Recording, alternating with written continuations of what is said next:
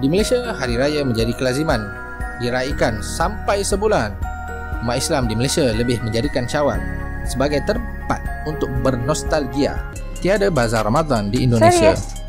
Namun di Malaysia, ianya lebih meriah, lebih sistematis dan berfokus pada satu lokasi strategik. Ada nampak makanan ini yang disebut sebagai bazar Ramadan. Khairul Onggon. Assalamualaikum dan hai semua, selamat kembali ke channel Khairul Onggon. Seperti biasa, saya Nisa Rachel, host anda pada kali ini yang akan menemani anda untuk membuat video reaction. Apa kabar kalian semua? Nisa doakan semoga kalian sentiasa sehat dan sentiasa dimurahkan rezeki. Amin. Oke guys, pada hari ini Nisa akan membuat satu lagi video reaction daripada channel Drama Politikus yang berjudul Lebaran di Indonesia versus Raya di Malaysia, mana lebih best? Video ini bertarikh pada 17 Mei 2021 tahun lalu guys. Jangan lupa berikan dukungan kalian kepada channel Drama Politikus dengan menekan tombol subscribe, like, komen dan juga share. Tanpa membuang waktu lagi, mari kita mulakan reaction kita dengan kiraan 1, 2, 3. Satu hal yang menyatukan antara dua negara serumpun di ASEAN iaitu Malaysia dan Indonesia adalah Hari Raya Aidilfitri. Betul. Ini disebabkan kedua negara ini mempunyai akar budaya yang sama iaitu Islam. Bagi kuat sikit. Namun sudah pasti kemeriahan yang dirasakan tidaklah sama persis. Melalui pengamatan beberapa warga negara Malaysia yang tinggal di Indonesia dan warga Indonesia yang merantau di Malaysia, berikut kami sajikan kepada para penonton perbezaan Hari Raya Aidilfitri antara Malaysia dan Indonesia. Teruskan menonton. Jangan lupa subscribe channel dia guys. Yang pertama, Raya atau Lebaran. Kita mulakan dengan hal-hal yang paling ringan dahulu ya, iaitu dari segi panggilan itu sendiri. Rakyat Malaysia menyebut 1 Syawal sebagai Hari Raya. Ucapan klasik yang sering diucapkan ialah Selamat Hari Raya. Sementara di Indonesia pula, istilah yang masyhur adalah Lebaran. Selamat Lebaran. Lebaran ini lo ngapain sih? Lebaran mau kemana aja? Ya, kalau di Malaysia, Lebaran ini jarang menjadi kalimat ucapan. Ia hanya dipakai untuk ucapan rasmi atau bertulis semata-mata. Begitu juga ucapan Hari Raya bagi warga negara Indonesia. Yang kedua, lagu raya Malaysia lebih banyak.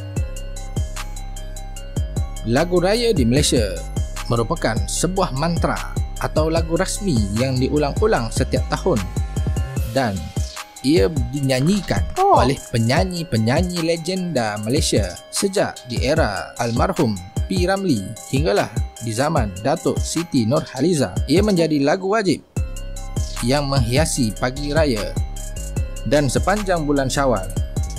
Biasanya lagu raya Malaysia bernada sedih dan mendayu-dayu yang membuatkan hati pilu mengenangkan masa lalu.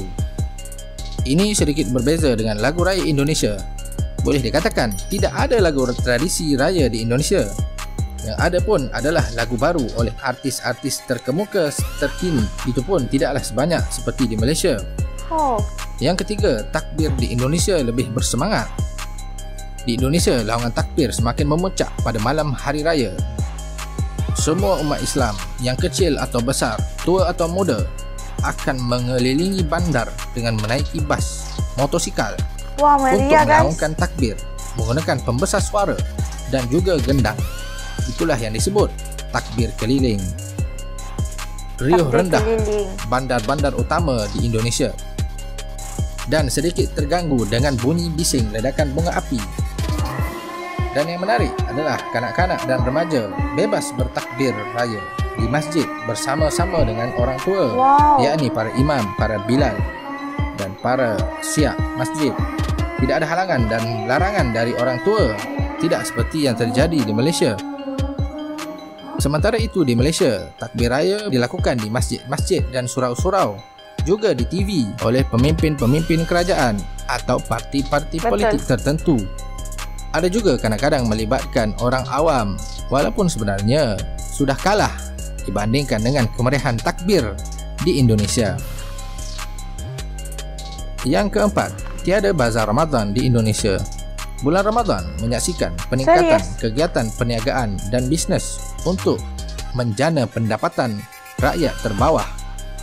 Para peniaga menyediakan juadah berbuka puasa dan juga sebagai sambutan di hari raya mendatang. Namun di Malaysia, ianya lebih meriah, lebih sistematis dan berfokus pada satu lokasi strategi. Ada nampak makanan ini yang lapar. disebut sebagai bazar Ramadan. Di setiap daerah dan bandar-bandar pasti ada sekurang-kurangnya satu bazar Ramadan. Ia adalah usaha sama antara kerajaan tempatan atau pemerintah kota dengan masyarakat peniaga di Malaysia. Kebanyakan bazar Ramadan adalah tempat menjual aneka juadah makanan untuk berbuka puasa, di samping barang-barang keperluan lain untuk Hari Raya Aidilfitri. Berbeza sekali di Indonesia, tidak ada bazar Ramadan, walaupun tidak di dinafikan Indonesia tidak bazar ramai Ramadan, pedagang guys. kaki lima yang turun menjual barang-barang mereka. Ada juga yang menjaja di lokasi tertentu pada bulan Ramadan yang menjual seperti tempe, tahu goreng, kolak dan air minuman. Di Indonesia, perniagaan di bulan Ramadan kurang sistematik berbanding Malaysia dan terhad kepada makanan tertentu sahaja. Yang kelima, Indonesia tidak melarang makan di siang hari. Di Malaysia menjadi sebuah kesalahan dan dosa besar jika makan secara terbuka sepanjang bulan Ramadan. Walau bagaimanapun di Indonesia yang tidak berpuasa dibolehkan makan di tempat umum terbuka. Kedai makan di Indonesia juga dibuka seperti biasa sepanjang bulan Ramadan. Cuma ditambah atau diletakkan langsir atau kain supaya yang makan di dalam tidak mengganggu penglihatan yang berpuasa di luar. Yang keenam, balik kampung atau mudik. Ada persamaan antara Malaysia dan Indonesia berkenaan tradisi pulang kampung. Bagi warga negara Malaysia, istilah balik kampung merupakan tradisi yang dibuat selang beberapa hari sebelum menjelang 1 Syawal Aidilfitri, dan ianya hanya berlangsung beberapa hari, paling lama pun 1 minggu sahaja. Namun berbeza di Indonesia, tradisi pulang kampung halaman ini dikenali sebagai mudik dilakukan lebih awal. Bahkan ada yang mula mudik ke kampung ketika di awal Ramadan lagi. Dan suasana mudik di Indonesia membuatkan kedai-kedai di bandar-bandar besar seperti Jakarta, Surabaya dan Medan akan tutup selama sekurang-kurangnya 2 hingga 3 minggu hingga 1 bulan. Guys. Yang ketujuh, perbezaan pakaian antara Malaysia dan Indonesia. Baju raya di Malaysia, sama. biasanya kaum lelaki akan memakai pakaian tradisional baju Melayu, sementara kaum wanita akan memakai pakaian tradisional baju kurung, baju kebaya, berbagai warna. Sementara di Indonesia, tidak ada pakaian tertentu khusus untuk sambutan Hari Raya. Walau bagaimanapun, majoriti umat Islam akan memakai pakaian berwarna putih kerana ia merupakan lambang kesucian. Sesuai dengan sambutan 1 Syawal, biasanya kaum lelaki memakai baju koko. Yang ke-8, solat Aidilfitri. Berbeza di Malaysia yang hanya solat di masjid. Indonesia tidak hanya bersembahyang di masjid. Kebanyakan masjid besar di bandar akan mengadakan solat di padang ataupun lapangan terbuka. Ada juga bahkan solat di jalan raya, sehingga kan sesetengah jalan raya di kota besar seperti Jakarta tutup.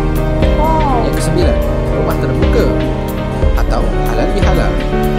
Rumah terbuka di Indonesia hanya untuk ahli keluarga terdekat serta sahabat yang rapat.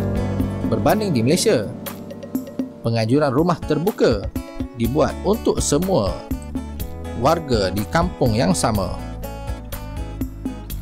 Biarpun kita tidak mengenali orang di Indonesia itu. Ada sebuah tradisi halal bihalal. Ia seakan-akan majlis sambutan hari raya.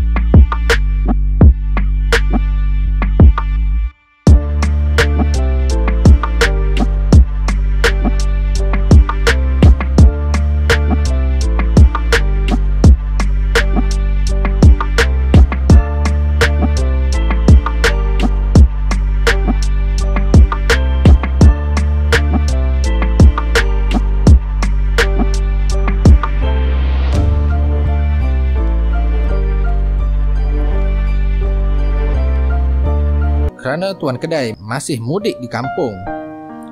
Meskipun ada perbezaan kecil dari sambutan Hari Raya Aidilfitri, apa yang penting, perayaan ini bukan hanya pada budaya dan adat tahunan semata-mata.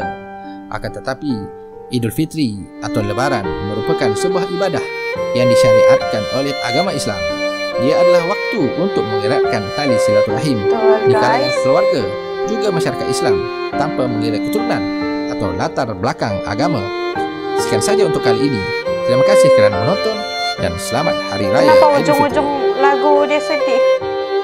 Oke guys, itulah tadi video reaction kita yang bertajuk Lebaran di Indonesia versus Raya di Malaysia. Ada banyak perbezaan. Sama ada ia betul ataupun tidak. Oke, kalian semua boleh komen dekat bawah, Nisa baca. Dan Nisa mengambil sedikit masa di sini. Nisa ingin mengucapkan selamat menunaikan ibadah berpuasa kepada teman-teman yang beragama Islam. Dan video pada kali ini Nisa suka dan kali pertama Nisa tengok, Nisa suka.